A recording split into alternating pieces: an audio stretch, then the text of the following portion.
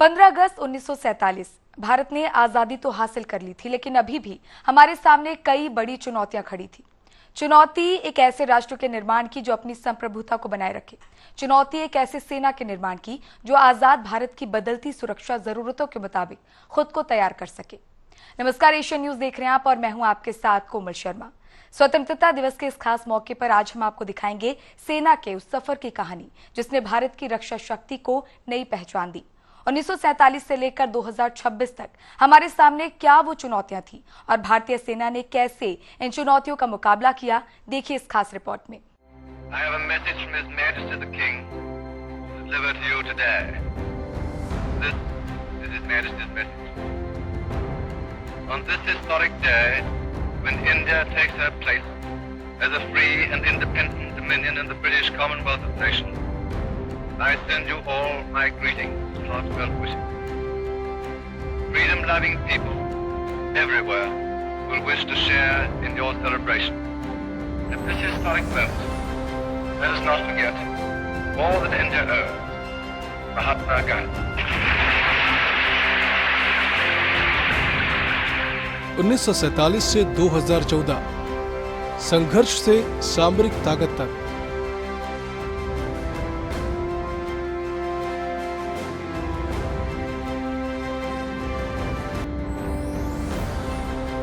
पंद्रह अगस्त 1947 भारत आजाद हुआ। आजाद भारत के सामने सबसे बड़ी चुनौतियों में से एक थी अपनी सुरक्षा को मजबूत करना। आजादी के समय भारतीय सेना के पास हथियार और सैन्य संसाधन तो थे, लेकिन वे मुख्य रूप से ब्रिटिश शासन की विरासत थे। सेना के पास उस दौर की राइफलें, मशीन गन, तोपें, बख्तरबंद वाहन और सीमित संख्या में लड़ाकू विमान थे, लेकिन आधुनिक युद्ध की जरूरतों के हिसाब से स्वदेशी रक्षा उत्पादन की क्षमता लगभग ना के बराबर थी। उस वक्त भारत के पास अपनी हथियार निर्माण प्रणाली नहीं थी। बड़े सैन्य उपकरणों, आधुनिक तकनीक और कई महत्वपूर्ण रक्षा जरूरतों के लिए उसे विदेशों पर निर्भर रहना पड़ता था।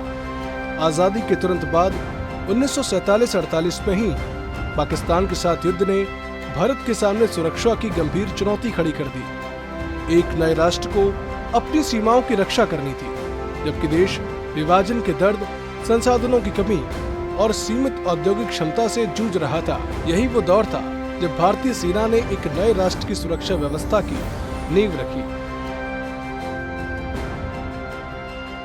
वो झटका जिसने सोच बदल दी।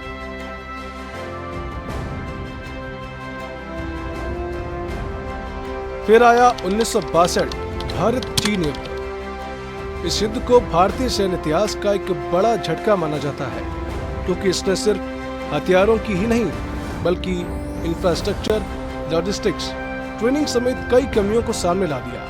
लेकिन इतिहास में कुछ हार ऐसी होती है जो आगे की तैयारी की वजह बनती है। 1962 के बाद भारतीय सैन्य क्षमता बढ़ाने की दिशा में बड़ा बदलाव शुरू हुआ। 1962 समीक्षा, बदलाव, हथियारों का आधुनिकीकरण, सेना का पुनर्निर्माण।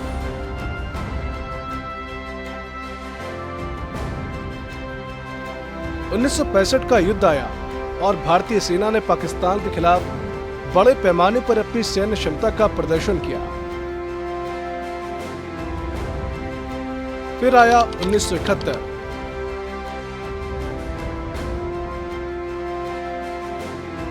ये युद्ध सिर्फ सैन्य ताकत का प्रदर्शन नहीं था, बल्कि प्लानिंग, इंटेलिजेंस, कोऑर्डिनेशन और पॉलिटिकल मिलिट्री ऑब्जेक्टिव्स के तालमेल का उदाहरण भी बना। पूर्वी मोर्चे पर भारतीय सेना की कार्रवाई और अंततः पाकिस्तान की सेना का आत्मसमर्पण भारतीय सैन्य इतिहास का एक निर्णायक अध्याय बना। 1980 में युद्ध का नया चेहरा देखने को मिला। युद्ध का मैदान बदल रहा था और अब चुनौती सिर्फ पारंपरिक युद्ध नहीं थी। सियाचिन जैसे दुनिया के सबसे कठिन युद्ध क्षेत्रों में डिप्लॉयमेंट, दुर्गम पहाड़, बर्फ, कम ऑक्सीजन और बेहद मुश्किल लॉजिस्टिक्स। इसी दौरान भारतीय सेना ने हाई एल्टीट्यूड वॉरफेयर की एक अलग क्षमता विकसित की। एक अलग मोर्चा। 1980 और 1990 के दशक में सेना के सामने एक और बड़ी चुनौती आई, आंतरिक सुरक्षा। जम्मू कश्मीर और पूर्वोत्तर में इंसर्जेंसी और आतंकवाद के खिलाफ लंबे अभियानों ने सेना को एक अलग तरह की लड़ाई के लिए तैयार किया। यहाँ दुश्मन हमेशा यूनिफॉर्म में नहीं था और युद्ध का मैदान भी तय नहीं था। इस दौर ने सेना को कन्वेंशनल वॉरफेयर के साथ काउंटर इंसर्जेंसी ऑपरेशंस में भी विशेषज्ञता विकसित करने की जरूरत महसूस करवाई। अब आता है साल 1999। कारगिल में ऊंची चोटियों पर कब्जा और हर चोटी को वापस हासिल करने की चुनौती। भारतीय सैनिकों ने बेहद कठिन परिस्थितियों में ऑपरेशन चलाया और कारगिल ने एक बार फिर साबित किया कि युद्ध में सिर्फ हथियार नहीं, ट्रेनिंग, इंटेलिजेंस, सर्विलेंस, लॉजिस्टिक्स और सोल्जर्स ग्रिड भी निर्णायक होते हैं। 2000-2014 बदलते युद्ध के साथ बदलती सैन्य तकनीक। नई सदी में भारतीय सेना की जरूरतें तेजी से बदलने लगी। Surveillance, night vision, UAVs, satellite imagery, advanced weapons, modern communication systems अब बेसिक जरूरत बन रही थी। यानी युद्ध अब सिर्फ मैदान पर नहीं लड़ा जा रहा था, बल्कि इंफॉर्मेशन भी हथियार बनने लगी थी। दुश्मन को पहले देखना, उसकी गतिविधियों को समझना और तेजी से निर्णय लेना आधुनिक सैन्य शक्ति का हिस्सा बन गया।